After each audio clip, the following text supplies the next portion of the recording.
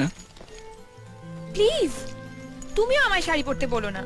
তুমি জানো সব শাড়ি টাড়ি আমার বিচ্ছিরি লাগে। জানি শাড়ি পরতে তোমার ভালো লাগে না, কিন্তু তুমি কি জানো শাড়ি পরলে তোমায় কত সুন্দর লাগবে? আমার জানার দরকার নেই। ঠিক আছে, পরতে হবে না।